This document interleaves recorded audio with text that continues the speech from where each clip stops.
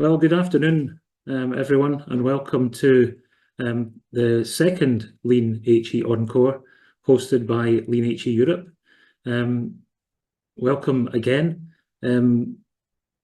This afternoon we have the pleasure of having two presentations from the Lean HE conference hosted in San Diego last year.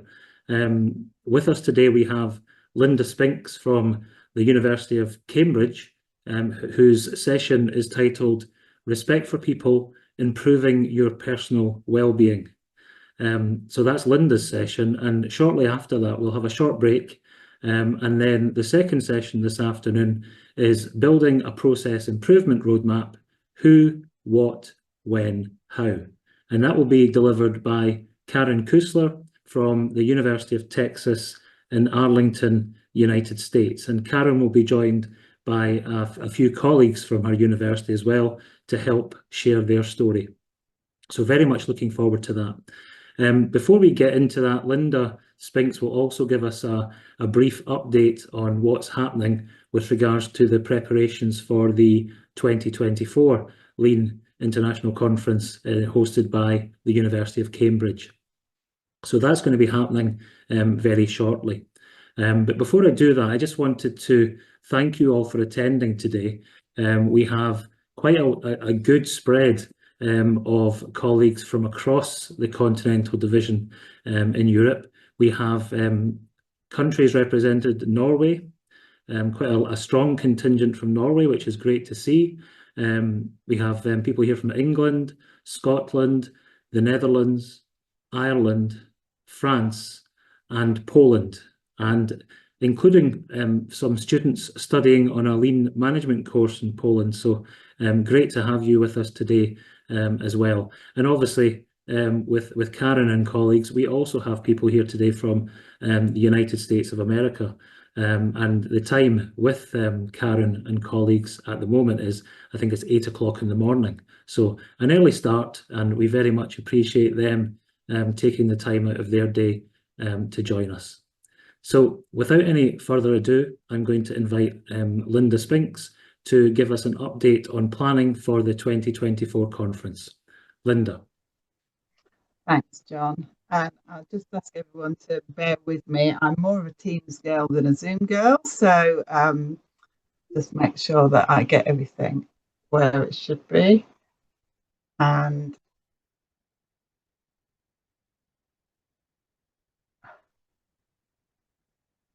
there we go. I'll just put that into presentation mode.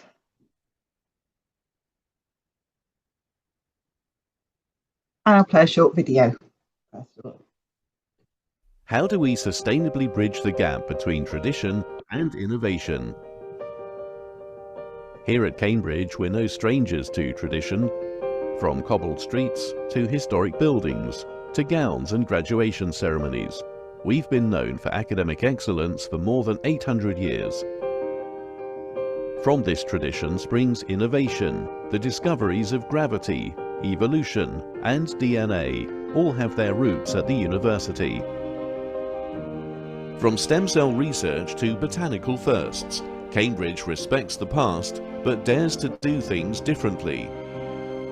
But in a world that is ever evolving, how do we ensure that we keep moving in a sustainable way? From profit to people to planet, we need to have a long-term sustainable vision for the future.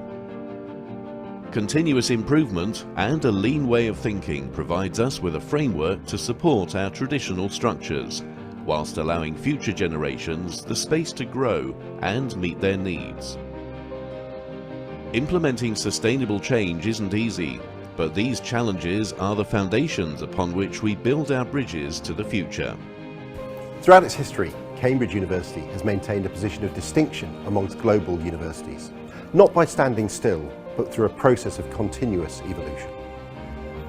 From historical challenges to recent issues like Brexit and the COVID-19 pandemic, the university has shown its ability to respond to challenges by adapting and changing. Fostering a culture of continuous improvement in our universities is essential for us to maintain our position in the world of higher education. The University of Cambridge's mission and indeed our passion, is to contribute to society through education, learning, and research at the highest international levels of excellence. We know many of you share this passion. We are delighted to invite you, our higher education colleagues from across the globe, to join us in Cambridge in 2024 to learn from and inspire one another. The Lean HE Network has been encouraging us to share our stories for over 10 years. Coming together from across the world, we found motivation and inspiration in each other's stories, and we can't wait to welcome you to the University of Cambridge in 2024 to hear your stories and together discover how we can improve processes both for now and in the future.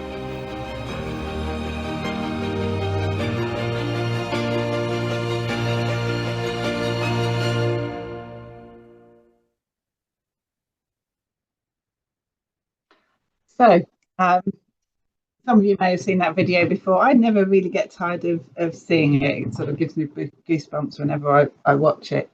There's a QR code there. If you don't have or haven't seen that before, that gives you the link to the conference website. So I'll just give you a minute or two if you do want to scan that. But I'll give you a little bit of detail as well once you've had a look at that.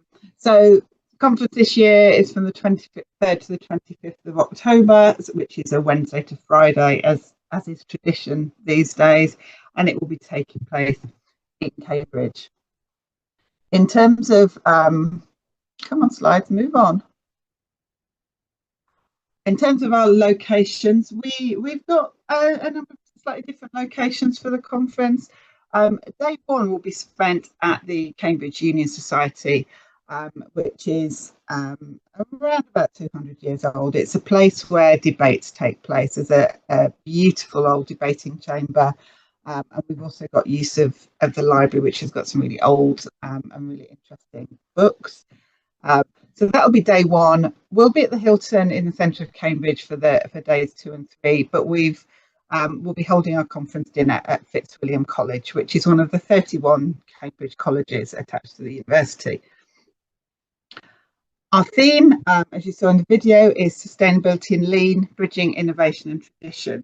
And within the conference website, there's some under the abstract section, there's some hints and tips as to what sort of topic might be useful under that theme. We are still open for abstracts. You may have seen, and perhaps we'll share afterwards, we're running a short session on the 3rd of June to look at, if you've never presented at a Lean HE conference before, to come along and have a chat with some of us that have, to give you some hints and tips, because we'd love to hear some new voices and see some new people presenting at our conference.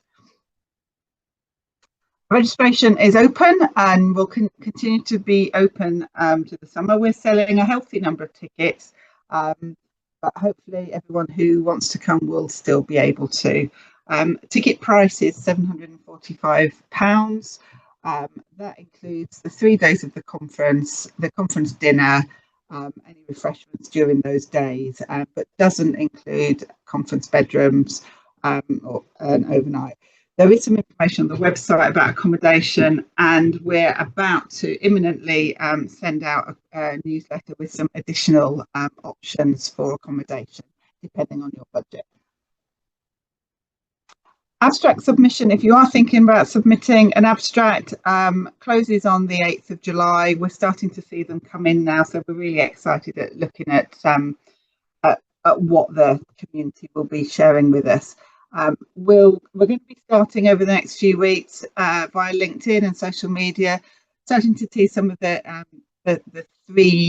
4 speakers that we've already that we've invited to come along and speak. So we'll start to share information about those over the coming weeks.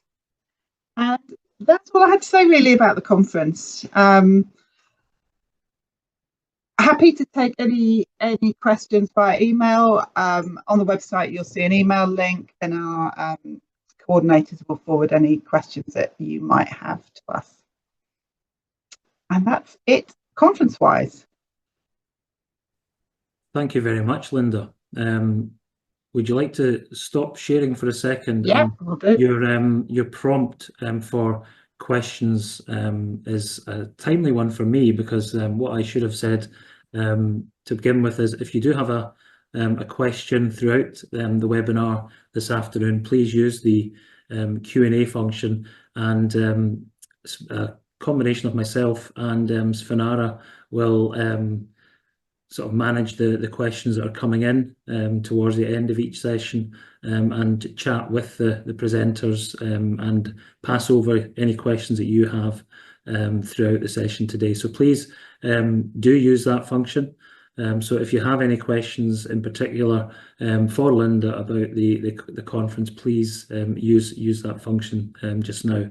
I guess one thing that I would echo based on what Linda has said is really to encourage all of you, if you haven't presented at a Lean HE conference before, please seriously consider it, because I think everyone has a story to tell. Everyone is at a different stage. We all do things differently, but everyone has that story to tell. So please have a think about it. Come along to the session where more information will be provided around abstracts. And as I say, Linda, if you could, once you've finished your next presentation, if you could dig out that link to the session that you're talking about, we can put that in the chat or the Q&A function so people can register for it.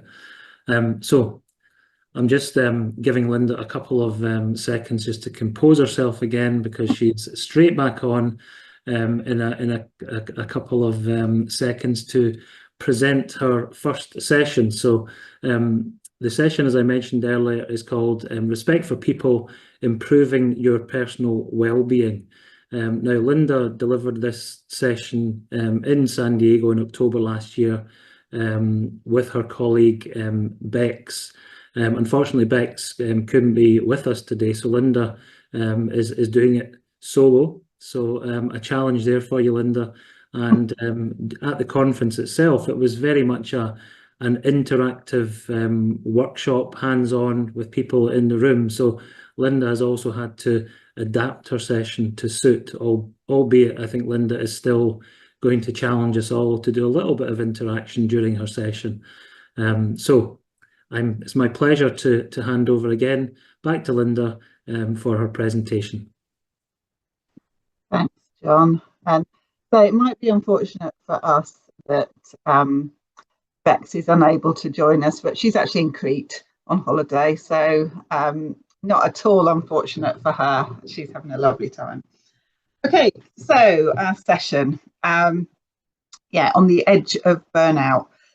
It was something, part of the theme of the San Diego conference was on the edge, and we wanted to bring in looking a little bit about how we can look after our personal well-being, but to also utilize some tools. And one of the tools in particular is one that we use and we train out to our colleagues across the university. But you'll hear about that in due course. So just a little bit about myself and the team in Cambridge, who hopefully, if you do make it along to the conference in October, you will meet us all in person. So for myself, I'm the continuous improvement lead at Cambridge. I've been working at the university for almost just over 20 years and a week. Joined as a business analyst and then moved fairly quickly into continuous improvement, because I realised that what we were doing was putting complicated IT on top of poor process. I was very much a lone wolf for a number of years until early 2020, just before lockdown hit, when I was joined by Elaine Carpenter and Michelle Fordham as continuous improvement advisors, and then a little while after that, Rebecca Shipley, Bex, that John referred to. And then most recently, we have Kelly Billington, who's joined as a digital improvement analyst. So she's looking at how we can utilise the digital tools that are available to us to help us on our improvement journey. So that's a little bit about who we are as a team. What do we do? What do we cover? And why is the topic that I'm going to share with you, why is it relevant, I guess? So A chunk of what we do is around training. We're accredited with the Lean competency system to deliver both introduction to Lean and Lean practitioner training. We also, around that, deliver additional courses around facilitation skills, analysing business process, and then various other sort of ad hoc courses that come along. Michelle, interestingly, we had a number of events last week for Learning at Work Week, and Michelle devised a session on failure and learning to fail and utilising failure. So I'm working on her at the minute to deliver that in October at the conference, because it went down really well. We have some various other sort of little bits of online bite-sized training videos that people have access to. But the other side of our role is that sort of more targeted consultancy. So we work very much bottom up, very much on local initiatives, supporting people across the university in their improvement journeys. So it's bringing that training and practice together, really. We sometimes get drawn into the bigger, more strategic projects, but our heart really is that bottom-up support. And that's sort of reflected in our vision. So our vision is to have an embedded continuous improvement capability across the university with empowered people making meaningful change. And I think what we're going to focus on really is that empowering of people and people being able to sort of be effective in their roles and ensure that they can make meaningful change really stems in them having a true sense of well-being as well. Hence the topic I'm going to talk about. So that's enough of the preamble. Let's get into the content. So the first thing I'm going to talk about is the GROW model, which is very much a tool used in coaching, part of the coaching framework. But it's a good way to identify where some of our problem areas are. I'm just going to move away. So we start off with the GROW model, thinking about the first aspect, which is about our goal. What is it we want to achieve? What do we, if we think about where we are, either professionally or personally, it's a bit like the improvement cutter. Where do we want to get to? What's our vision? What's our goal? So that's the G of the GROW model. What do we want to achieve? Then we get into the where are we now? So you can start to see, if you're familiar with the improvement cutter, you can start to see that why we like this in terms of tying up with our lean thinking. What's our current situation? Where are we now? What are the internal obstacles? What are the external obstacles? What might we need to overcome in order to move on that journey to our goal? Then the O of GROW is about options. So we understand what we want to achieve. We've thought about where we are now. Then it's about thinking about, actually, what could I do? How could I move forward? What are the possibilities? What are my strengths? What resources do I have available to me? So what steps can I start to take? All that's fairly straightforward, but actually, in order to achieve anything, actually to move towards your goal, you need to have the will. You need to have the desire. You need to take those options, turn them into actions, and take accountability of your direction of travel. So let's walk through each of those steps. Let's think a little bit about what it means to set your goal.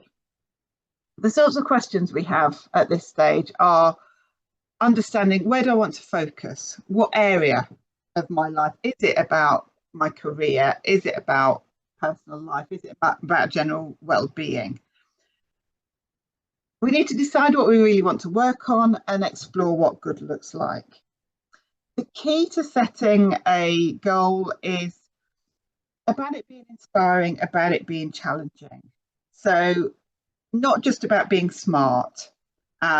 You might need to revisit this. So, for example, to just sort of link this back into my world, I can remember going along to Lean HE conference in Stirling in 2016, and this sort of goes back to this session we're having for potential new presenters, and attending with a couple of colleagues the conference in Stirling, but I was very much an attendee. I was taking things in, I was having conversations with people, but I wasn't part of the framework of that conference.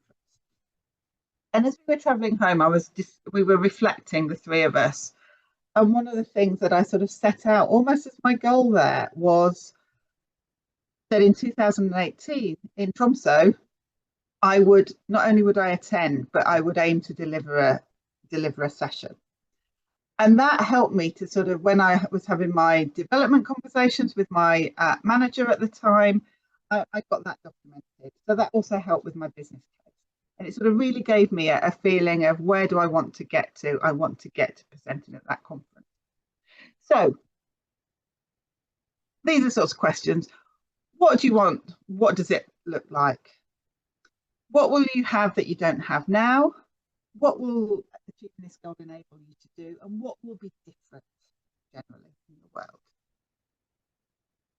So once we've set our goal, we need to think about our reality. So again, the sorts of questions. Is there anything that you've already done that will help you move towards that goal? What are the facts? Again, as lean practitioners, as continuous improvement people, we always look at the facts. What is the current state? Have we made any assumptions? Let's question those assumptions. So again, we ask ourselves, what's happening at the moment? On a scale of 1 to 10, where are we? What's happening? What are we doing that's stopping us from achieving that goal? And what does this impact other areas of our lives? So we've done our goal. We've looked at our reality. Then we need to look at our options. So we need to think about what are the principles and values we want to adhere to. We need to think about what comes next. What are our first steps? What are our small steps? How might our ideas be applied? So again, what are the alternatives? What could I do? Who might I need to help me? Who could I ask? Who's done this before? And what have I tried before that has worked, that perhaps I've stopped doing, that I might want to restart? Then finally, the tricky bit, finding the will. We've got our plan. How do we move forward? What's the path? Let's find the path to move forward. We need to decide what comes next and make a call to action for ourselves. If this is about personal goals, it's about making ourselves, flicking that switch in our heads. So how will I do it? When will I do it? How committed am I to this action? And who might I talk to? Who might give me some help and support? So I've talked a little bit about the GROW model.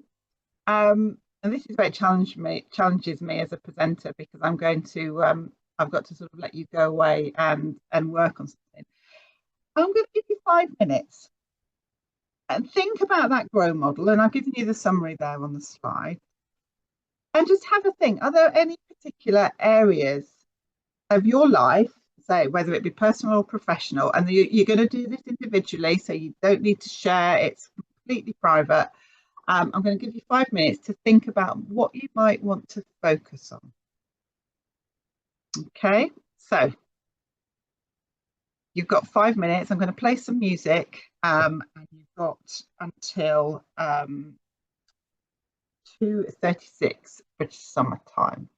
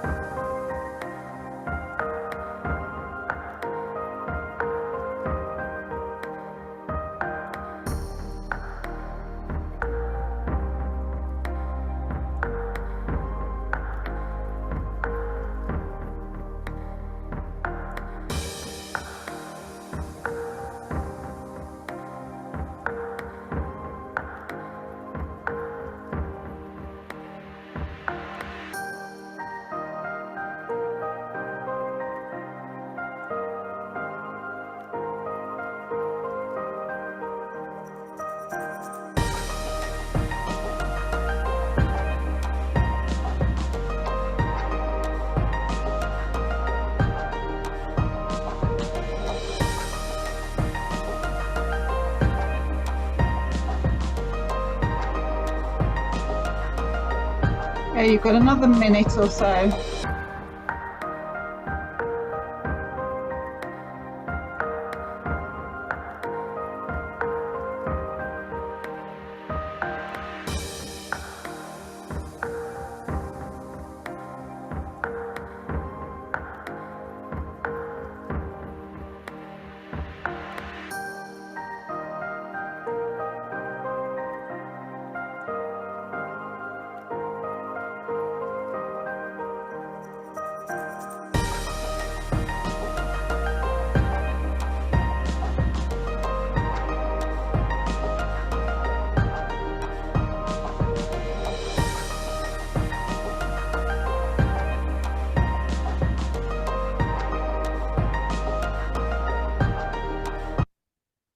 Okay, I'll stop the music.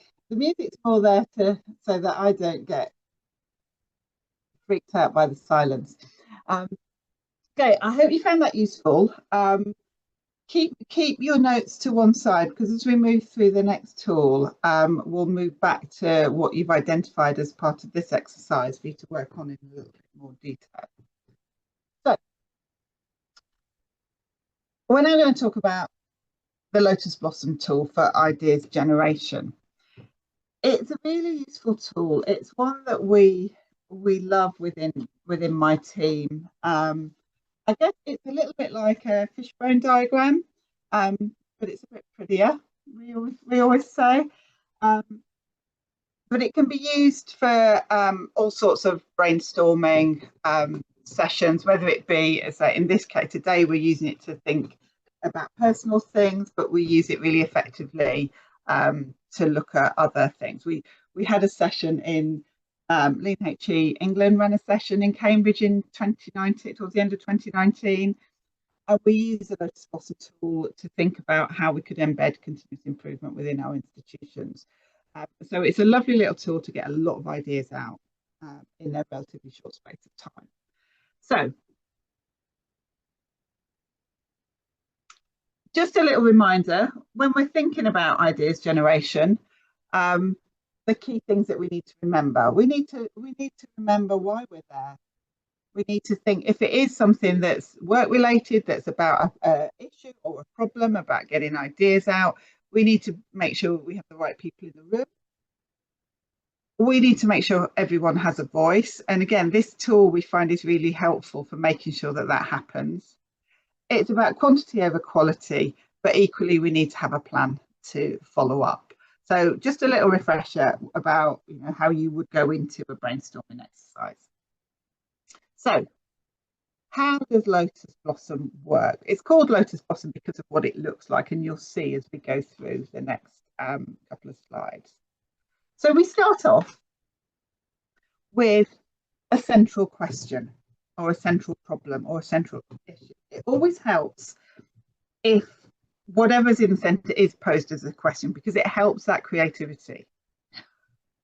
Once we have that central question, we then take a short 2-minute time to brainstorm at a relatively high level, some themes around answering that question. And don't worry, I will go through a worked example. So that gives us our central petals. So we have the question, we then have 8 options to look into that in more detail. Once we've done that, it's always nice to do a quick, depending on whether you're time critical or not, using a bit of dot voting, particularly if you're in a group, to identify, say, the top 4 of those petals. So once we've done that, we then get the centre of our outer petals.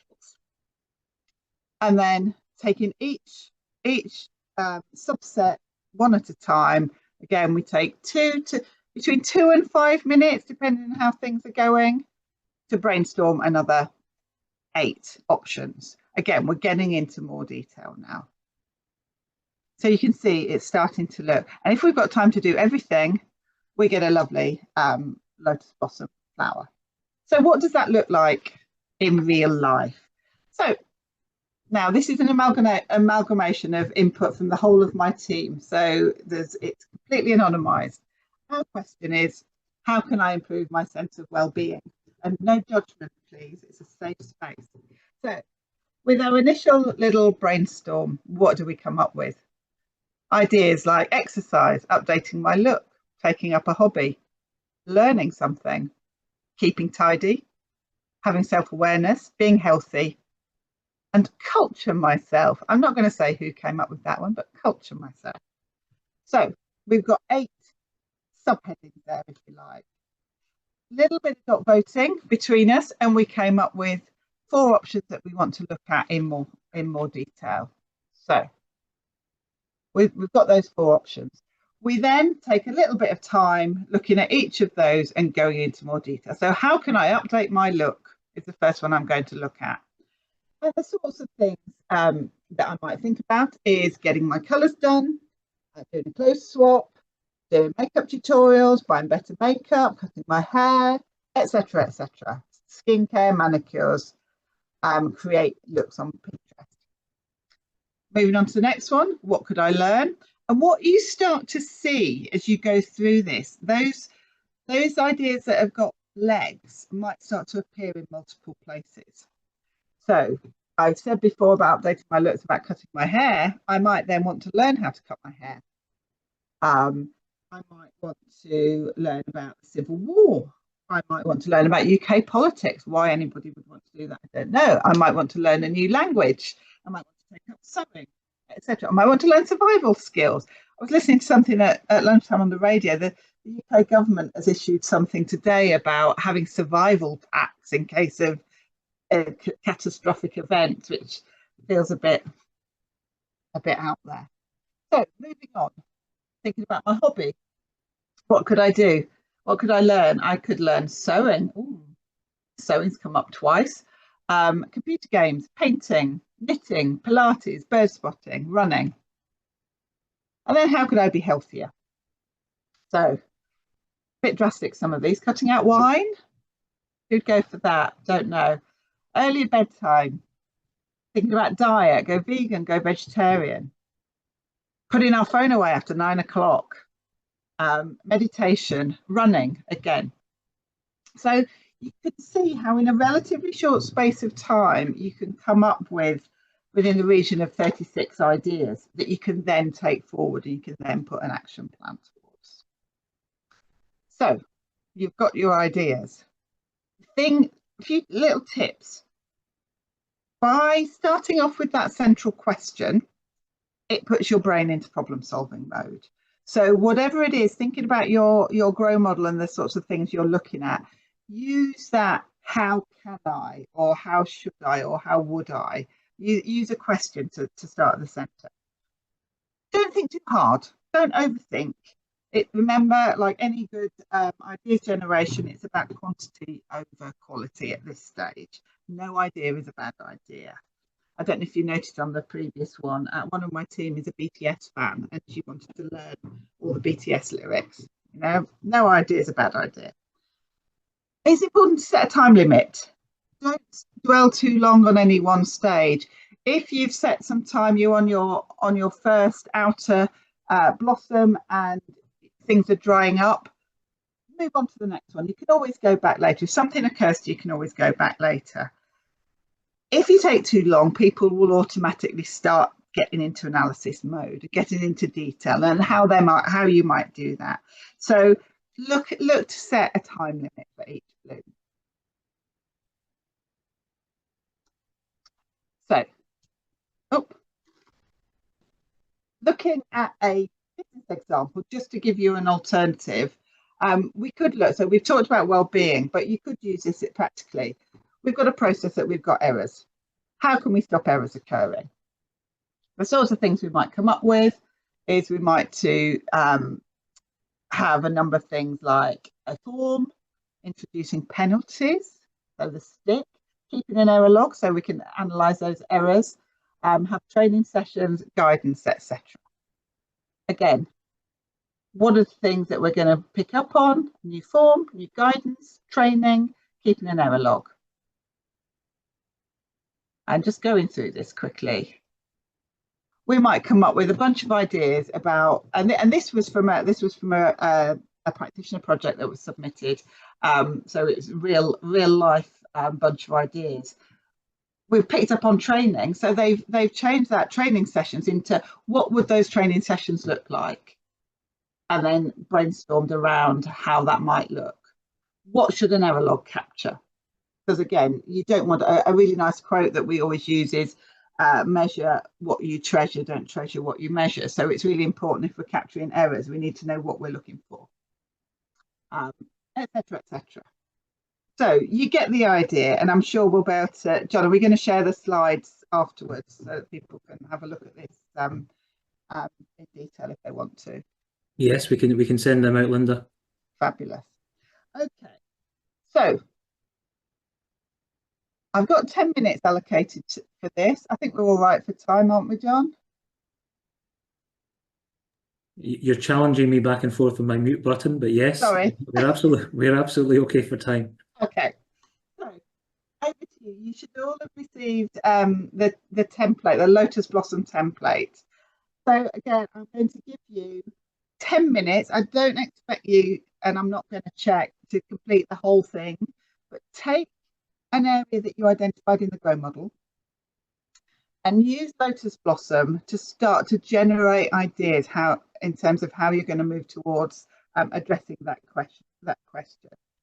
So you might want to take 2 minutes towards that central bloom, and I'll set a timer, so I'll let you know when 2 minutes is up, and then move on to your outer blooms.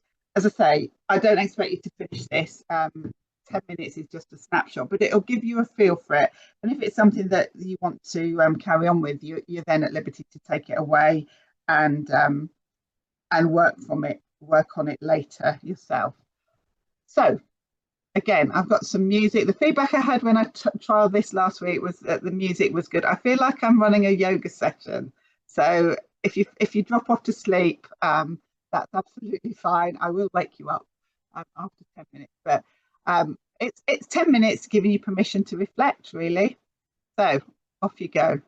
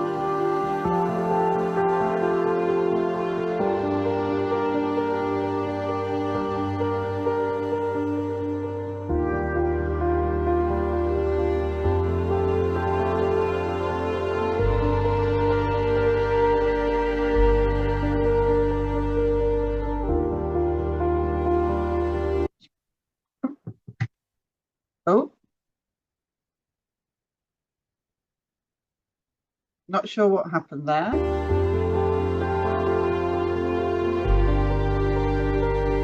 Got 3.5 minutes to go.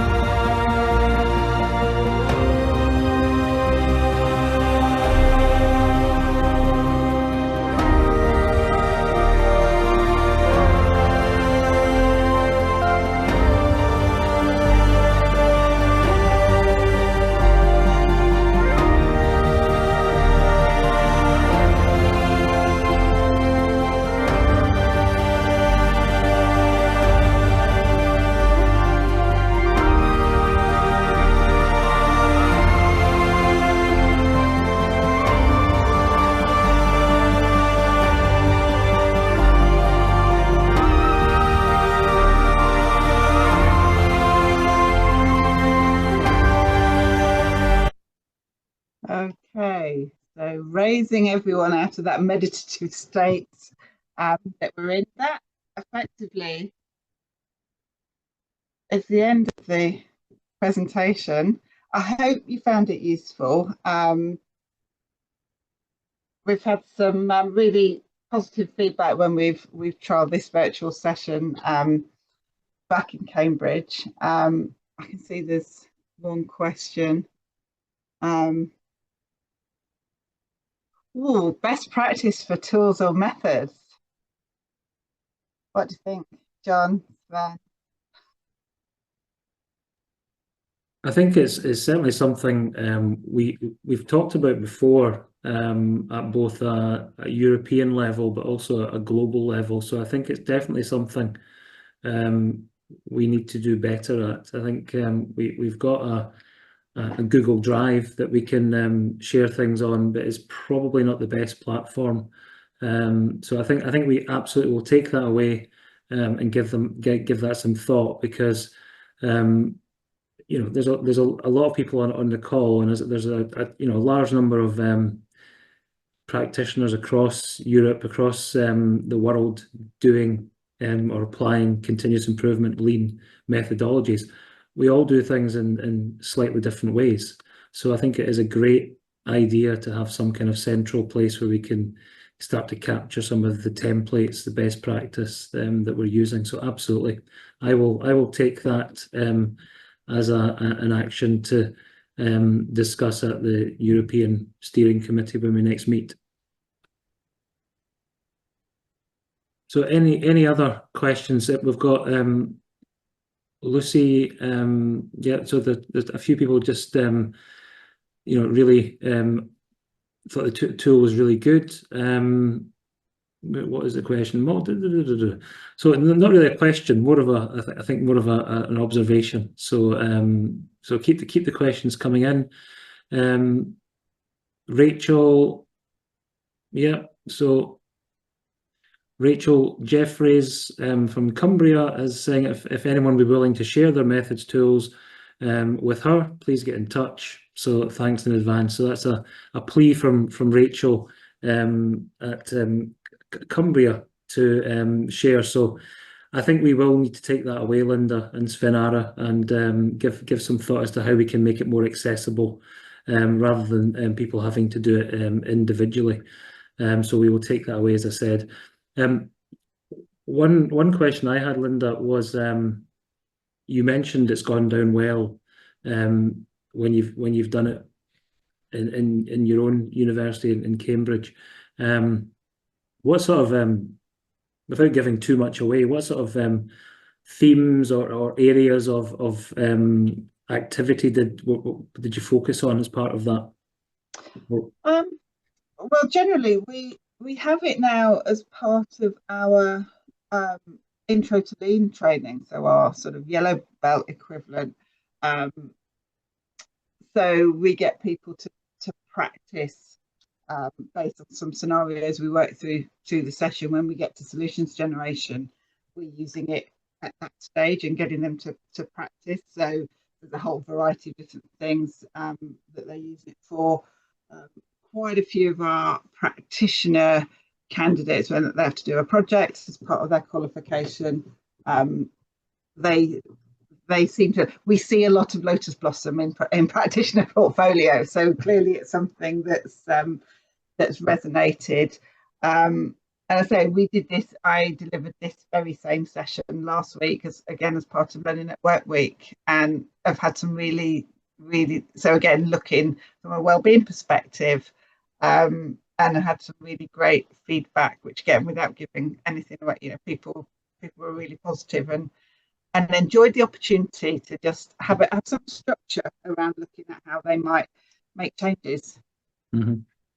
Yeah, great. And I think we've got one more question, which I'll ask in a second, but just to kind of expand on that, I mean, when you're talking about themes and well-being, I think the Lean HE Global AGM was yesterday evening, and one of the things that was discussed there was around we're structured around 3 continental divisions in Europe, in Asia, Pacific, and Americas.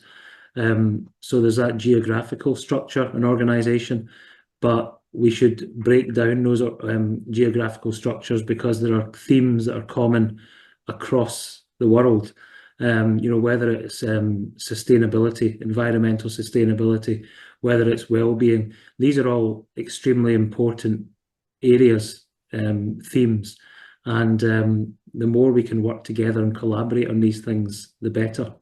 So I think that's another call to action, if you like, or challenge out there. These things are very important, and it also helps to, in my view, it also helps us demonstrate as practitioners and teams of practitioners the value we add to the organisation or our organisations. So it's certainly something to think about. So I see you typing, Linda, but just for everyone else's benefit, what is the optimum number of participants? Is there a minimum or a maximum? Well, that's an interesting one. So probably for one flip chart, right? If you're doing this physically and you're around a flip chart, and I remember the Lean HE England event that I talked about, I sort of pre-created a bunch of flip charts. I would say you probably want no more than between 4 or 6 people in front of one blossom, but that's not to say you can't have multiples going on at the same time. So I think at that session in 2019 we had about 90 people. So we had, I think I created 10, which was, there were quite a lot of people, but we had 10, and that was probably a bit too many people per blossom, but it worked, and it did a great job. So it's like anything. It's like making sure that everyone's voices are heard. So you don't want too many around one template to drown out voices, but you can have multiple templates on the go, because you can then consolidate them all afterwards. Yeah, great, thank you. And I noticed there was an earlier question which you have answered. You've typed in the answer, but Magdalena asked earlier, is it possible to attend your training in Cambridge?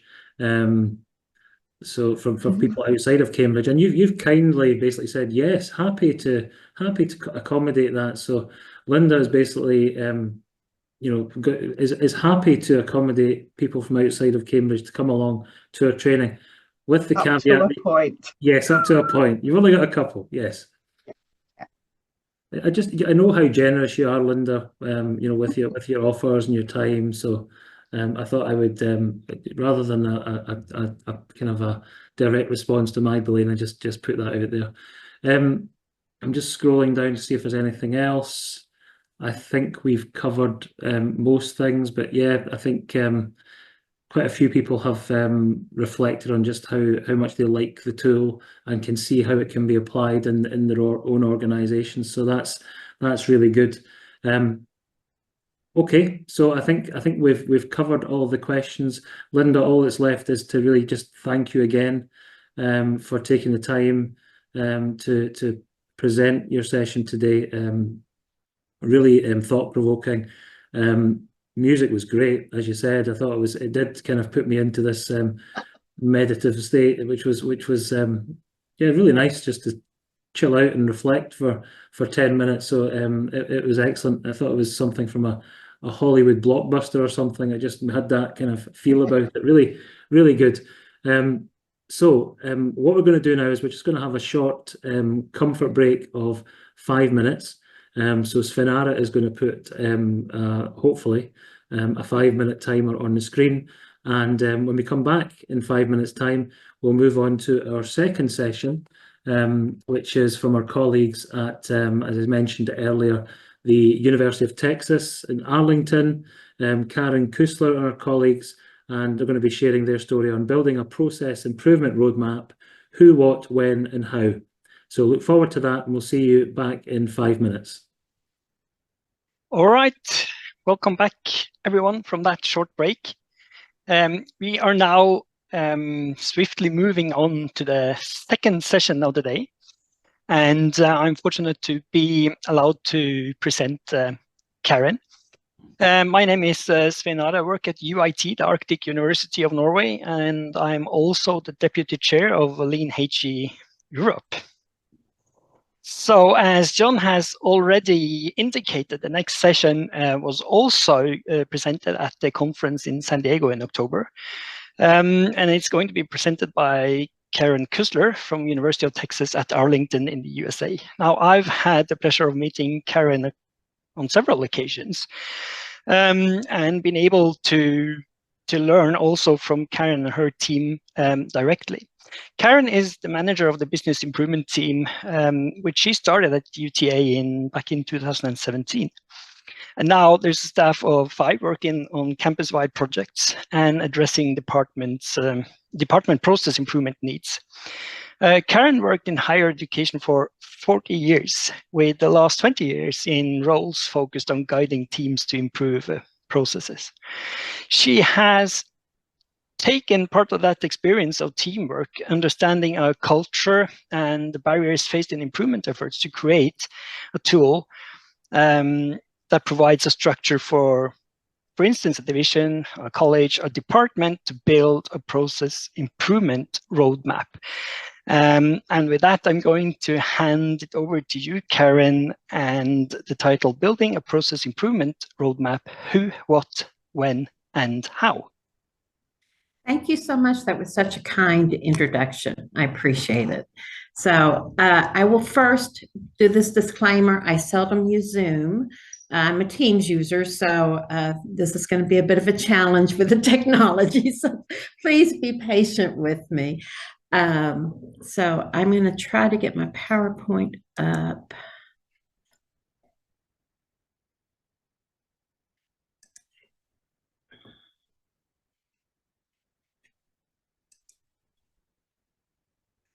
And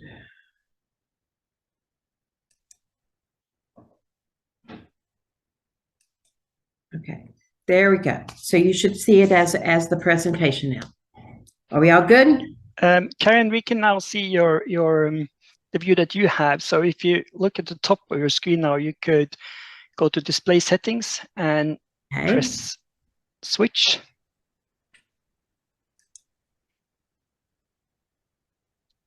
Swap presenter, yes. Perfect. Thank you. There you go. Okay. I am lucky enough to work with these two ladies. Misty Mascal is a newest person that joined our team, and she actually now has the responsibility for the process we're talking about today. And then Tabitha Wiles has been with my team for a little while, so I'm very excited to be able to work with them. Then we also have a special guest here that has been using this tool for about 1.5 years, and she's going to share her experience. I'm going to run through a little bit about what our campus is.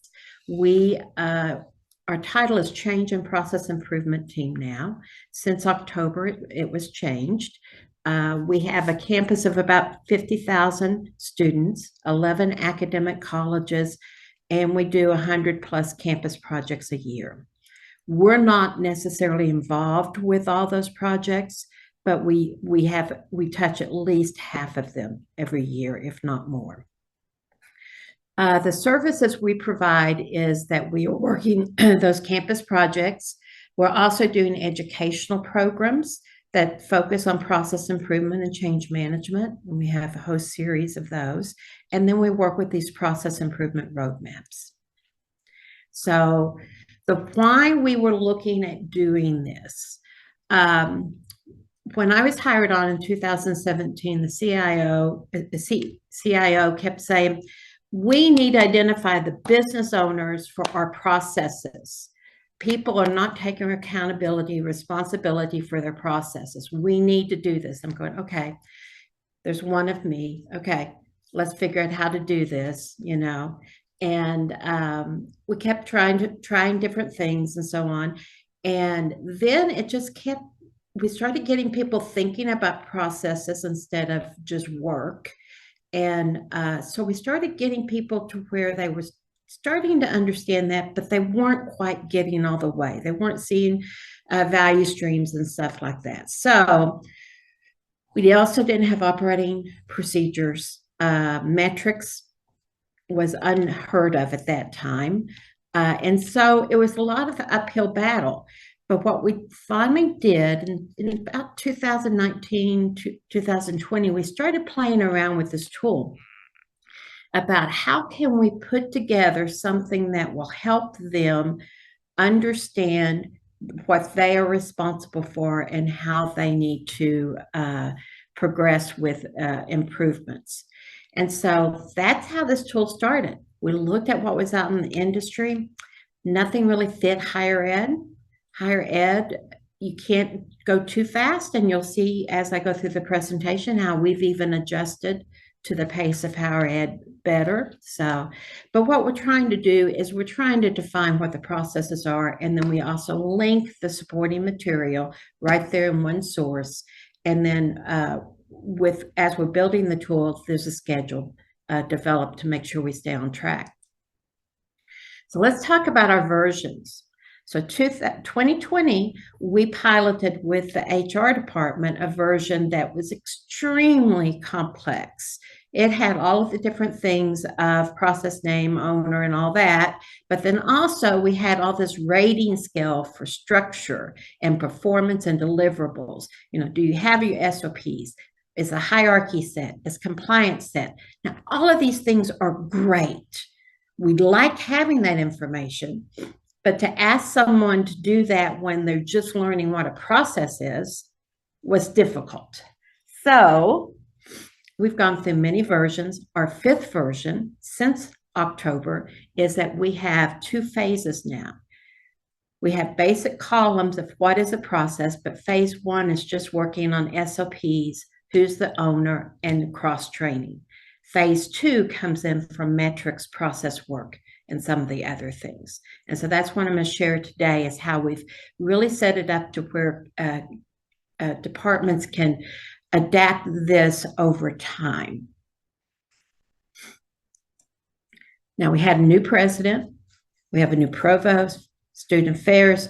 All of these people are new in the last year and a half.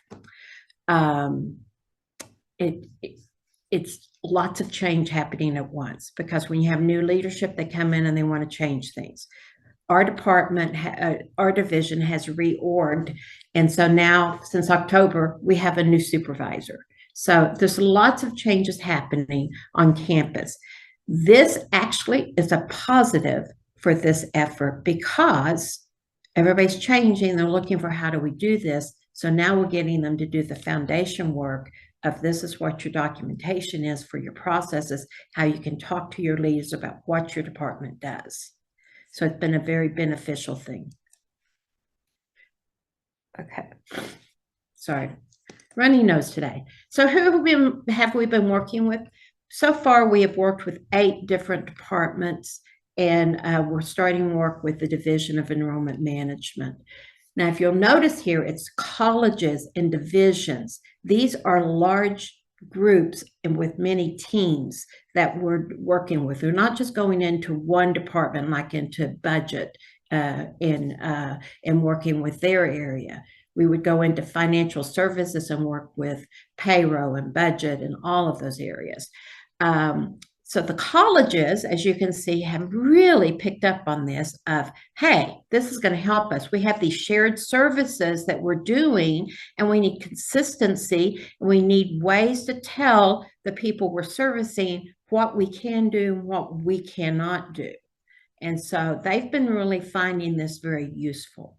We're about to kick off for the whole Division of Enrollment Management. We have a new vice president in that area, and so I'm really excited about that. Our role is not to do the work for them. Our role is to provide them a structure, to motivate them to do the work, getting that buy-in, helping them see the value, to visualize some of the work that they're doing, and coaching them. And we're going to talk about how we've evolved with some of these things also in coaching. We reflect on every experience. Every experience is a little bit different because our audience is different. Like financial services wants to approach things a certain way. As long as they keep a foundation, then that works. But then each college wants to approach things a little bit differently too. And so we're finding how to adapt with the clients as we're working with them. But our role is to facilitate, not do the work. So one of the first things we do is we talk to them about what a process is and what process streams are. And so this is one of our common slides that we use. And I know it's a little hard to read, but with some of the small text, but basically, you know, you chunk your process stream up in that you're doing the process of position budgeting, or position posted, or applicant accepts. And those are many sub-processes that, would fall in here. So for those shared services, the administrative staff might only work in getting the position posted. They're not going to mess with the interviews. That's going to be a different group. They might be involved in getting them into the system. They might be doing the paperwork session. So this way you get just the people working in that area involved with the discussion. But this is the level of process we want them to put on their process inventory to build the roadmap. To give them perspective, we tell them that if you were out of the office for 2 months on sick leave, which processes would need to be addressed by others? What do they need to know to avoid a ridiculous workload when you return? Okay, so for 2 months, if you're going to be gone, what needs to be covered? And then providing enough detail to do that. We want consistency. We want it to be where every employee is doing the basics. And if you need to pick up the workload for someone because all of a sudden they went out on sick leave for 2 months, you know where they're at in that step. So we want to provide consistency. Some of the value of the improvement roadmap, process improvement roadmap, is it does define the processes. I'm going to go through this quickly because I know I'm talking to practitioners. Defining the process, identifying existing documentation, trying to determine what the additional documentation needs to be. Is it just an SOP? Is there a policy tied to it? What do we need to attach to it for someone who is working with it? Then assigning those tasks to who is the owner of that process. The owner of that process does not mean the manager of that department. It can be delegated to an employee, and we're going to show how we've done that. Facilitating improvement efforts for the process that needs to be streamlined. You know, once we get the process inventory in place, then we can see where the real pain points are, instead of it just being observed. So now we're getting into the how to do this. When you have your kickoff for this, we want to include our leadership. If it's with a college, we'd love to have that dean go in there. And, you know, I forget that I'm talking with different audiences. Let me explain what the college and university setup is in our campus.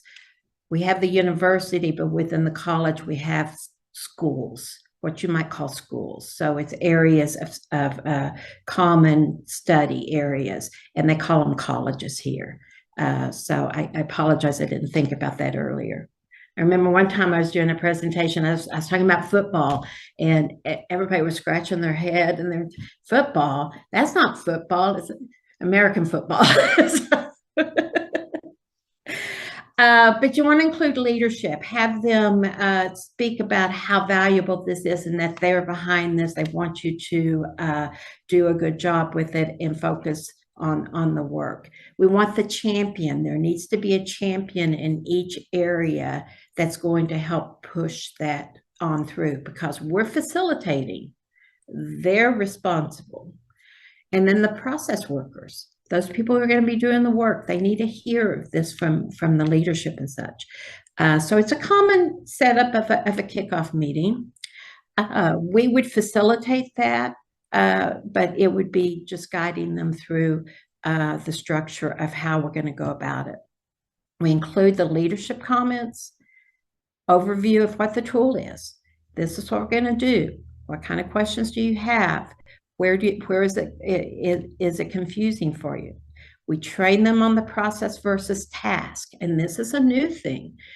We've always just done that little process map, but now we've identified we need to incorporate in there some really detailed training about what is a process versus the task you do at your desk. Because so many of the employees who are working on this are very task-oriented. Okay, I have 5 requisitions to process to get purchase orders prepared, or I need to get 4 employees in the system for hiring to teach this fall. So that's their task, but they're not thinking of it as a process of what happens before and what happens afterwards to make sure that they're providing the right information. So we want to get them moving from process to process thinking versus task thinking. And then we share the layout of a Microsoft team. We are a Microsoft team campus, and we store all of the files in there while we're working on it. Once we finish with the work, then the department takes that and puts it in a shared location for their employees. But while we're in progress, we keep it in this Microsoft team. And then we review that schedule for the project. So it's you know, a typical thing, but we add in that little bit of training because we need to get them in the mindset to do this work. So I'm going to pause at this time to see if anybody has any questions. You can come off mute or you can put them in chat. At this time, there's no questions in the Q&A, and then that's fine point for me also to remind people that you could always put your questions in the Q&A tool. Okay, thank you. Okay. So Misty, as I said, is new to our team, and she was hired just to coordinate all of the efforts tied to the process inventories, which builds into the roadmaps. And so she's the one that manages this project for us. So she goes and does the kickoff meetings. She sets the schedules. She is the one that's helping push it on through. Occasionally, we have to help her out because of the workload. So Tabitha has been very involved as being her backup. And so first, Misty is going to share with you phase 1. Hello. Thank you, Karen. So we have our roadmap set in Excel. It just works easy for us for when we have to filter. The first sheet, which is not shared on here, actually lists the instructions in more detail than what we have right here, and it also includes the legends. We just have that there for as they're working on the process when we're not with them, that they can easily reference that. So here on the second sheet is our phase 1. As you can see, we have our first row, which is our headers. And then the second row underneath that is just a brief description of what we want for that header. So we have the category, which is the big bucket of the process or the type of work that we want them to put in. Sometimes this works really well with the group. Sometimes it can be confusing, so we might hide it and bring it back later. Then we have the process name. You will find that this might seem redundant, but it's not, because with the groups that I've been working with, sometimes they don't actually have a name for their process. Like Karen was saying, they're more focused on the task of, oh, it's the blue form, let's just do everything. So sometimes this really helps them bring things into perspective. Then our next column is the process function. It's just a description of what they need to do for the process. And sometimes this can be a high level description that they will use later, possibly when creating the SOP if needed. Then the next column is the excuse me, is the product service recipient. So this is just basically who this process impacts when they do it. Would it be faculty? Would it be staff? Would it be their department? Would it be a student? So once they've completed all of these columns, then we move on to, okay, does this process has a SOP or a procedure guide?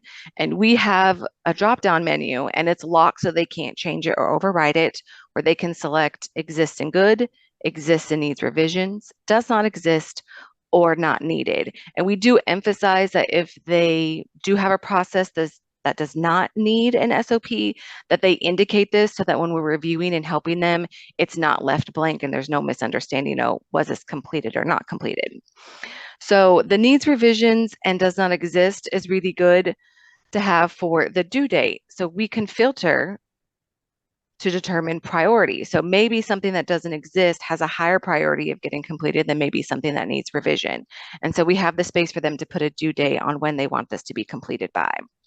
And then we also have a space for them to link the SOP directly into this document, so that if somebody is a new hire and they're coming on and they need all the categories for accounting, they could filter accounting, see what the processes they need, and then find the link directly here instead of having to come out of this and try and find it wherever it's shared. Then at the end part, we have the RACI chart.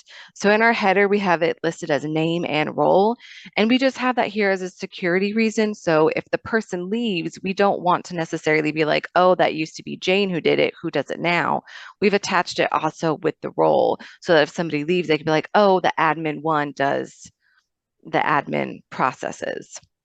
And this also has a drop-down option, and we also have it locked as well. So we have the R for responsible, which for us is the process worker.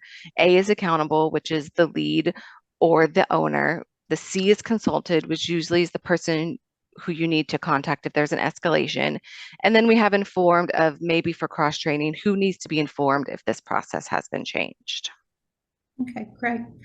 And because our campus is so heavy with accessibility, we have listed the title headers above in bigger font so that you can see what the headers are. So if you wonder what that's about.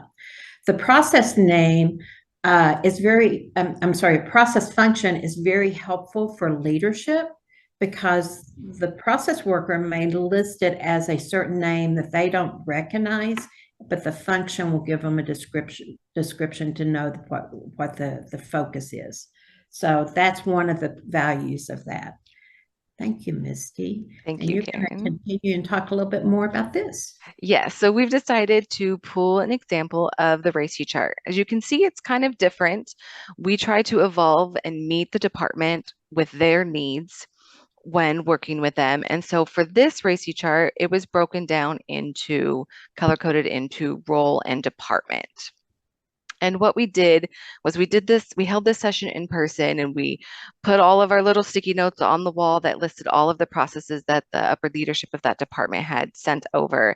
And we had them work together as teams to determine which roles are they responsible, accountable, consulted, informed. And the A's are highlighted because as the accountable, whether it's the owner or the lead, depending on how they wanted to use the terminology in their department, this is the person who's going to be responsible for updating the SOP and making sure that it's consistent, any changes that need to be done, all of that paperwork. That's one of their primary responsibilities for the process. And then those who are the R's, that are the process workers, know, hey, this isn't working or this is missing something. They can go to the person that is marked A and be like, I've seen this issue, or maybe can we talk about this? And then they can work to update the SOP. Okay, good. Just a few other little points. In our example here, you'll see it's just Vicky Financial. We normally would have the role. The idea of adding the role happened after we did this exercise. And so that's why we don't have all of those roles in there. We did remove their last names. And this is the RACI chart is something we've added since October when we presented. And it was added because a college was just struggling with identifying who was going to maintain those SOPs. So we thought, how do we get them to talk about this and take ownership? And so going to this RACI chart. It also shows our cross-training needs. So you can see here, relocation procedures, we only have 2 people doing that. That would be a discussion. Is that sufficient? Do we need to have more people? And so I think that Tabitha was going to share a little bit more about the RACI chart also.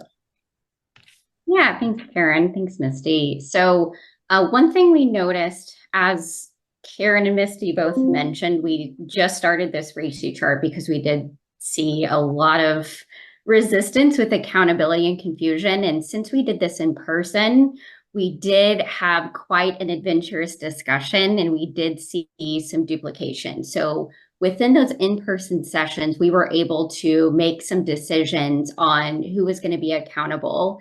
And we did color code each of the individuals kind of in groups to further highlight within those areas the specialty people that needed to, or departments that needed to be a little bit more responsible.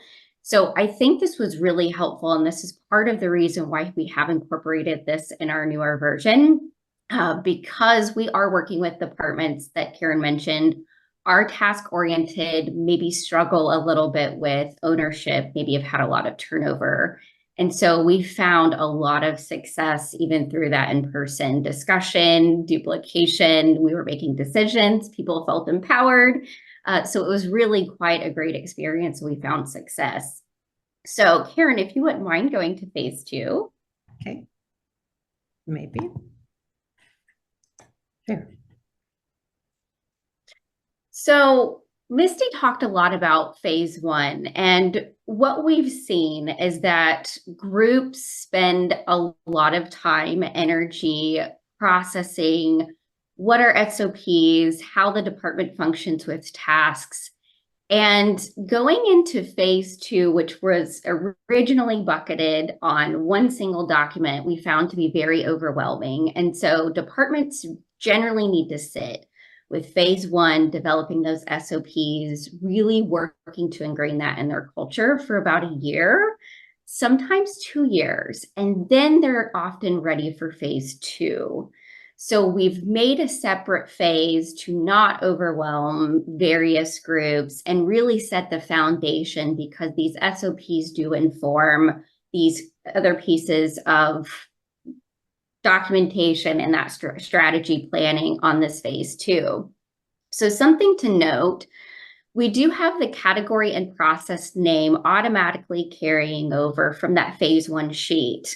We're all process people. We don't want to duplicate work, add defects. So we did want to make sure that we were working smarter and not creating extra work for the groups that we're working with.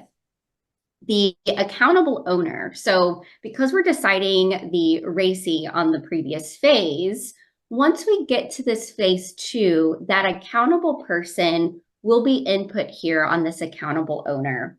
We didn't want to pull that in automatically since that's still being decided. We might have groups with more individuals, more discussion, etc. So that is something that we work on when we start phase 2. And then we begin with the drop downs again for process work, training course, and metrics. So originally we had cross training here, but that RACI chart really addresses cross training on who we have. So really this phase 2 sheet is working on that strategic planning and roadmap for the department. So with process work, training course, and metrics, we did find groups have a lot of questions, again, with these task-oriented workers on what some of these things are. So we went ahead and added descriptions to provide those visual cues on what each of these things are. And so within each of these, we still have that drop-down menu to kind of highlight what we have, don't have, and then of course that prioritization with the due date. And as you can see in the gray column to the far right, we do also link that SOP. That's automatically populated because as we work on this process work, training course, or metrics, we want to reference our current SOP documentation because it informs the rest of these. So something else to note is with either of these phases, we often schedule working sessions. So depending on the group and their schedule, they might need an hour working session every 2 weeks or 3 weeks. So we generally recommend they spend an extra hour every week working on their own. And often what we have found is some groups really want to externally process as they're figuring how to document processes, work through conceptualizing each of these other pieces of documentation. And so we might recommend they work together in that extra hour and then come back to our group with questions. And we have found that to be very successful. We'll be available for questions, support. If they need a little nudging, coaching, or guidance, we do that as well. But so far, we've seen a lot of success in this approach.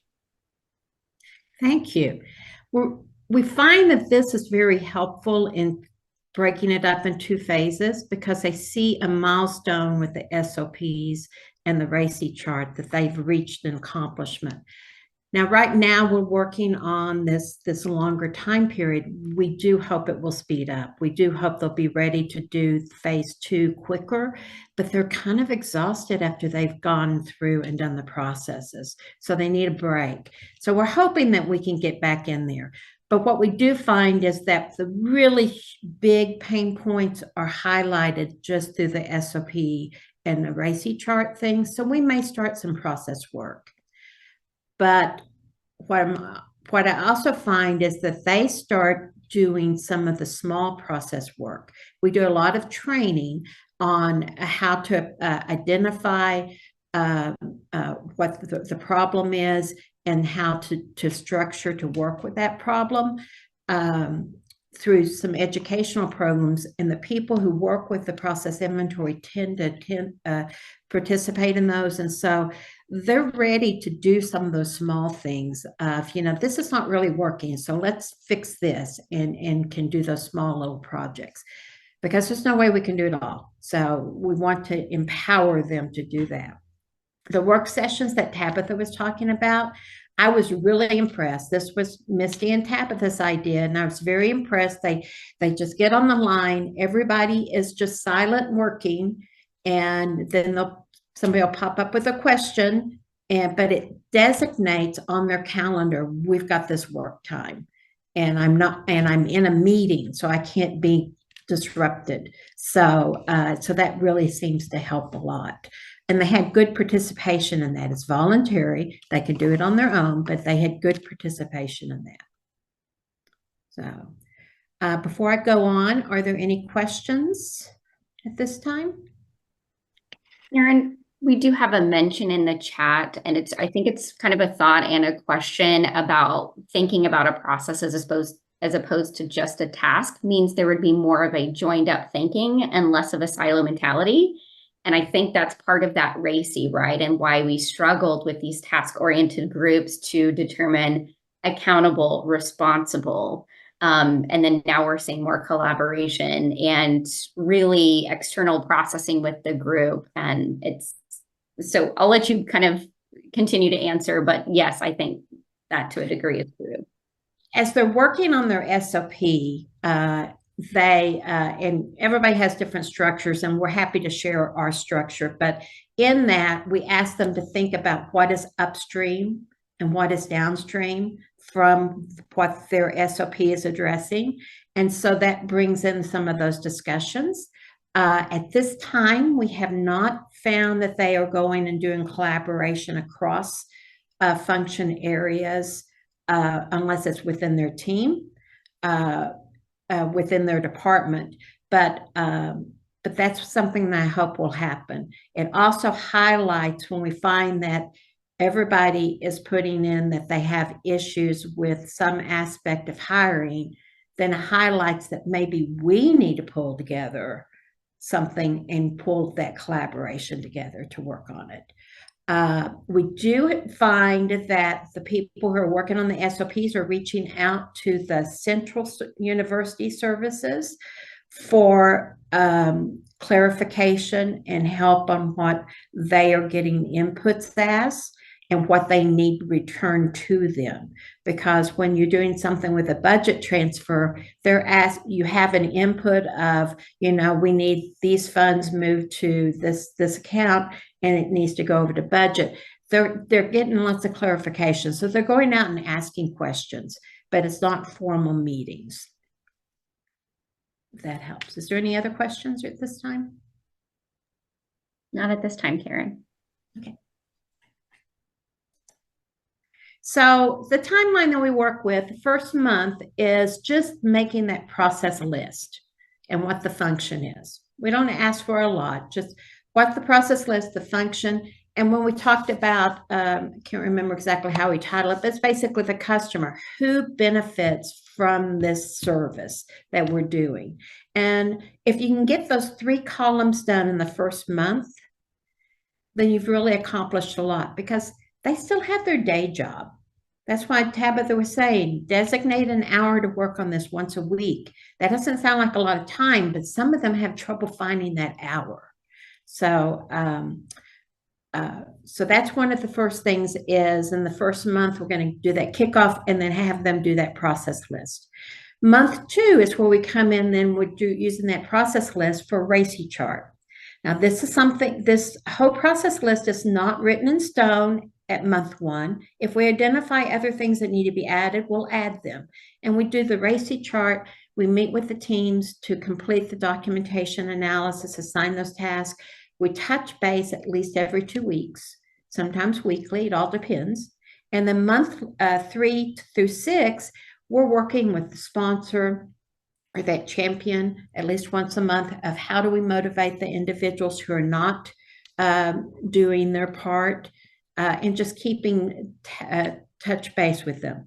Again, we're not doing any of the work, we're facilitating them to do the work. And that was something that was initially questioned, but it's like, we don't know your processes. You have to do this. We can help you with structure. The very final thing is you end up with an index of all your processes and all the documentation, and that's when we have them put it in whatever location works best for them, and then we close the project out. So we're finding also that we will continue meeting with the champion for about 6 months after that project is closed, just to make sure that if they have issues come up, we're there for them. We don't want them to feel like they have to reach out to us to get help, but we go to them and touch base. It's all in one document, process index. Missing documents are identified with that exists and needs revision and does not exist. Like Misty said, that's where we're going to focus. on the work that needs to be done. And then reviews and updates need to be scheduled. And we're going to touch a little bit on that. But, what's the schedule of that? If there's a change in policy or procedure, how do we do the updates? So that's some of the sustainability.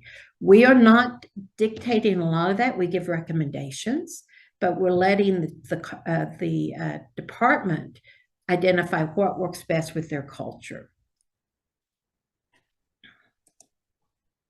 With the next steps, leadership in that department needs to refer to that process index regularly. In the staff meetings and their strategy discussions, they need to refer to it. It needs to be a talking point in the place of truth, the place of information.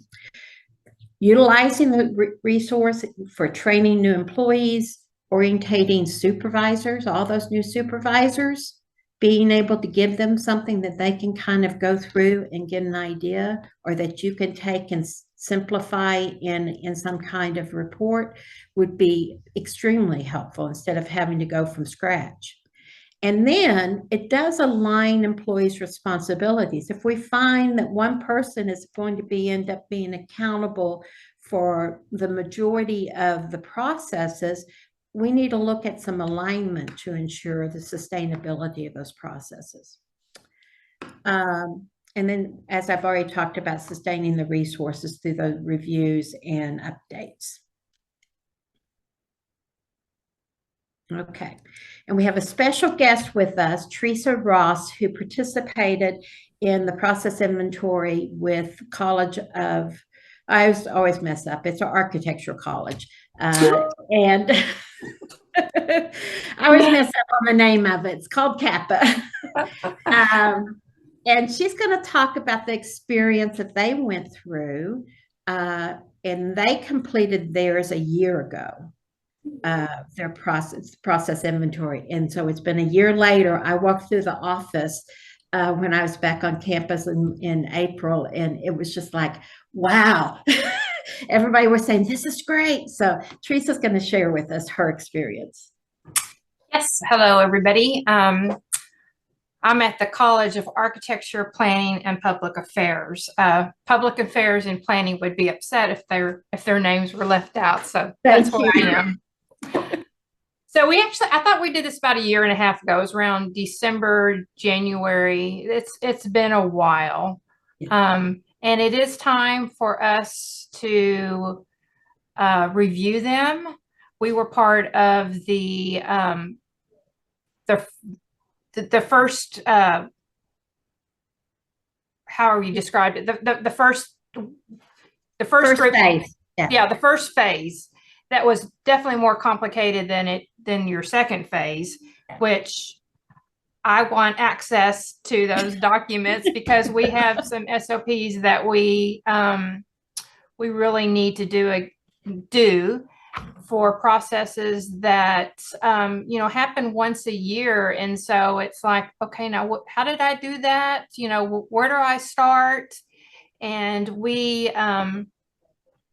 this really became apparent. I guess it was back in February, when we had a study away for the semester. And actually it was December, January, because it was this spring semester where we had a group of students that went to Austria for the semester. And things weren't done in the right order. And we discovered that really, really quickly, and we did not, allow enough time for things that needed to take place. Students were in a dorm on a university in Austria, and we found out that they would not take a pro card for, paying for the dorm, or they wouldn't take we had to do an ACH payment. But then we had to get them set up in Payment Works. And it was international, and we're having a language barrier, and it took a long time, and students arrived and we had not made the payment to the dorm. And so it's like, okay, you know, UTA is good for the money, but can you let our students stay here, and we're working on getting payment to you. And so that was a major headache. It's like if we had a SOP that we knew we were following certain steps within a time frame, that would have been, you know, very helpful. The SOPs are great as a training tool when we have new staff, admin staff coming on board, and it's part of, you know, their first or second day, you know, just sit here and review all these processes, you know, to give you some job knowledge. So that's very, very helpful for us. It's also very helpful to have these when we have, you know, turnover and somebody is no longer here to say, okay, this is what you need to do, you know, or this is what I did before. And so if that person is gone, you know, you could be like, oh gosh, what do I do? And so if you have something documented, it's very beneficial. Listening to this today has been very, very helpful for me again. And, you know, realizing that we do need to schedule some work sessions, and these bigger ones for the study abroad and the whole scholarship process for when you want to use that for recruitment, and, you know, where you start with, you know, you working with advisors and identifying students that we would like to recruit, and just all the steps. And then, you know, okay, what funds do we have, and, you know, in communication with the students. So SOPs are very beneficial for processes like that. So Teresa, would you say that when we started the work that people found a value for creating an SOP when we were first talking about? For sure. There was some resistance there of going, well, I know this, so why do I have to write this down? Right. Okay. Right. And I think the change that we're seeing now is that they're seeing a real value in having that written down. Oh, for sure. And as I was walking through the office, there was like 3 people in your office area that stopped me, and you were one of them. And it was like, you know, well, training is so much easier. We just hand them this, go through this, see if figure out what you can, come to me with questions, and it's speeding up the training very quickly. But as you said, documentation is a higher priority for you now. It's like, you know, I don't want to go through this brain process of trying to figure this stuff out if I can define it ahead of time. Right. So, and, you know, y'all mentioned, you know, scheduling time to review. And I know that I get very busy in my day-to-day things. And it's like, oh yeah, I need to review these. Well, I'm in charge of the staff meetings for Kappa. And we have one in June, and guess what the topic is going to be? Everybody's going to be there. All these 9 groups that took place in this are in that meeting, and that's going to be a review session. Yeah. So. Okay, thank you. Yes. So that kind of gives you, we have SOP templates, and we're happy to share any of these with you, but that gives you an idea of how we're using it on campus. I opened it up to any discussion. I don't know how much more time we have. I think we have about 10 minutes, I believe. Do you think this would be useful on your campus? Do you have examples of what might be changes that might be good for the whole group to consider in making a change with the template?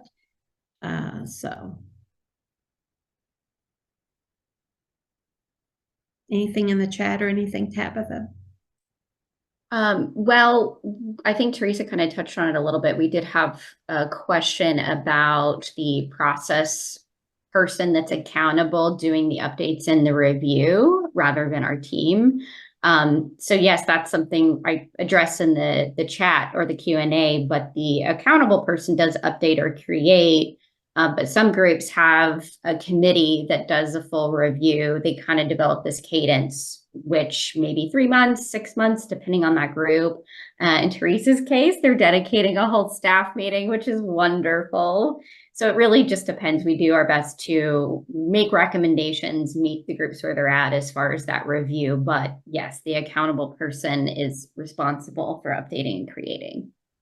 Depending on the group, if they appear to be receptive, we talk about the stand-up meetings and how it can just be part of the stand-up meetings. Are there any processes that need to be addressed and so on? Okay.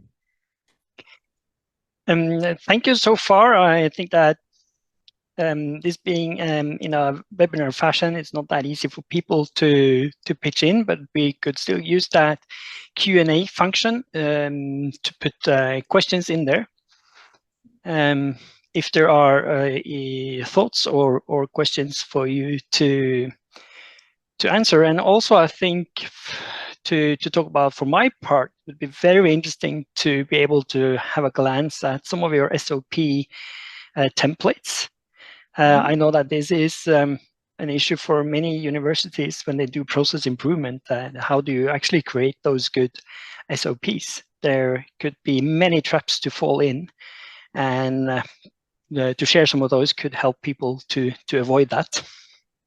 Tabitha, could you pull those up real quick, and then I'll let you share the screen, and you can show both of them. We have two versions of our SOP, because sometimes the version that people really should be using scares them. So if we can get them to do the simple version first, we at least get something down. But then the more complex version includes things like links to policies, what's upstream, downstream, actually a little process map, things like that. And that kind of scares people. So if we can just get the steps first, then we do well. So do you have them up, Tabitha? Perfect. And I would say we've got about 5 minutes to go for that. So we will provide any of these things, and you can get our emails from the coordinators here, or make note of them here. They're just our first name, last name at uta.edu with a period in between. So I'm going to stop sharing, Tabitha, and let you share the templates. Awesome. Okay, let's see here.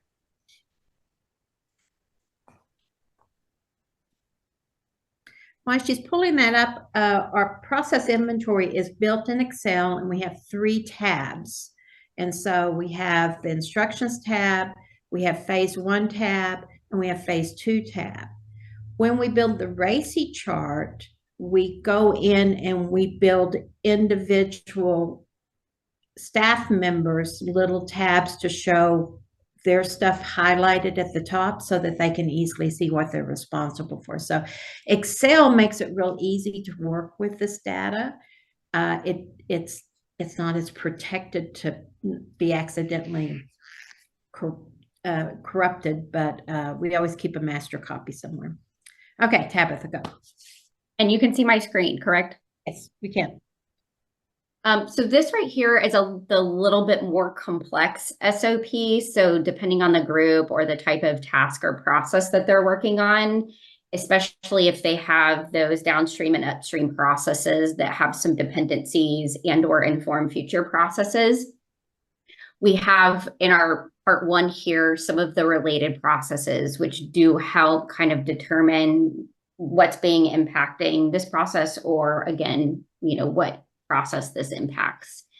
So we generally have the owner information. Again, we do want to encourage people to take ownership and or know who to contact. Say I'm a new employee coming in, I pull up this SOP, I have questions, or I'm working this process. I know that I need to contact Karen if I have questions, because that is something that we do see a struggle with. Department information, any process workers, if there is a mandated policy or something like that that does inform how this SOP is written, and or if it's, for example, something changes in that, we do need to update the SOP so we can kind of know where to find it. We also want to have the effective date, when it was created, when it was last reviewed, again, to help that cadence of when we do need to update the SOP. And moving on to part 2, that purpose or introduction is often captured from that process function within that process inventory Excel sheet. So it does kind of give a foundation and for folks a place to start. Definitions. We use this section a lot, especially with acronyms or types of systems. Even if there is, for example, we're pulling reports or a form, we might need to have what a type of student or type of query is for a particular report. So we heavily use and recommend this definition section. And then again, we also wanted to include that relationship structure here. Some groups really, again, those task-oriented need to understand how their process impacts others. Impacted audience, again, we do have some of this information in our Excel sheet. And then lastly, here for the SOP, we have the steps, and so people can provide screenshots. We also have the option for a flow chart. Once we get to the process, work, and map, they can input it here. And then any revision log and something that we are doing with groups. If there is any current documentation that's created that they may reference to how to process a travel request, that may be done at the university level, but there are some department specific information. So we do often have groups link out to something that's already created, and that way they don't have to recreate it. They can do department specific. And then really quick. Let you pull the other one up, and while you do, looking at, depending on who the creator is, depends on which one they're going to use. For instance, financial or student financial services, when they went through it, they immediately went to the more complex one because they're accustomed to thinking policies and report links and things like that. But the colleges tend to start with this one. Thank you. And we have about 2 minutes left. Okay. Okay. So this one's really quick, really simple. It's just high level, especially groups starting out that don't have a lot of complexity. If it is truly task oriented, we have some basic information, effective review date, maybe that introduction, again, highly using definitions, and then the process. So again, this just may be simple steps, simple functions, and then the revision log. So I'll pause, make that quick, so we have another minute and a half maybe for questions. There is something more of a comment again, of people indicating this would be very useful in their institution, but also the typical thought of continuous improvement and doing work like this, that it comes on top of the work you do, and that there will be the need of having some kind of help with motivation going top down to actually get it done. It is, and that's why I've said it's very nice that, I shouldn't say nice, but the change in leadership at our college, at our university, has motivated this work. And I did want to bring this back up so you can have our email addresses, but it's motivated the work to be done because their new leadership is asking them, well, who's responsible for this? How does this connect with this over here? And they're asking all these hard questions, and they've just been doing the tasks. They haven't, and they've been successful at doing it because everybody's such a hard worker, but it's finally getting us to where we might be able to streamline some things. So that's been part of our motivation, but otherwise you've got to have that leadership supporting it. Otherwise they're not going to be able to give it the time. When Teresa's college was doing it, they had a dean that was moving out of her role, and she wanted to make sure she left some solid documentation for the new dean. And the reason I was in her department as I was there meeting the new dean and talking about the process inventory and how he might use it and such. And so it provided that continuity. Thank you so much. I think that we are in time, and I will just conclude this by thanking you so much, Karen and Tabitha and Misty, and also Teresa, for giving some of your time to talk about how you work and some of your insights. And before I hand the word over to John again for a conclusion, when it comes to SOP, standard operating procedures, probably many of you have seen on YouTube this brilliant video of a father and trying to educate children on how to do that with a SOP of making a jelly jam and peanut butter sandwich. And it's not very easy to actually create those good SOPs. So by that, I'm going to hand over to John for a conclusion, and still for the remaining few minutes of the webinar, we're able to put some comments in and questions to the Q&A. John. Thank you, Svenara, and thanks very much, Karen, Tabitha, Misty, and Teresa. Excellent presentation, really thought-provoking. I think the whole issue of process owners, I think, is key in relation to universities are very complex organisations. We have, Linda was talking about 30-something colleges at the University of Cambridge earlier, and if you can imagine processes crossing 31 colleges, coming up with a process owner for a standard way of doing things, quite tricky. But if you can do that, huge benefits, in terms of getting that improvement, sort of culture embedded. So absolutely fantastic to hear. Okay, I'm just going to share my screen because when Linda was talking about the conference earlier on, she mentioned should I submit an abstract session. So hopefully you can see that screen, unless I've shared the wrong one.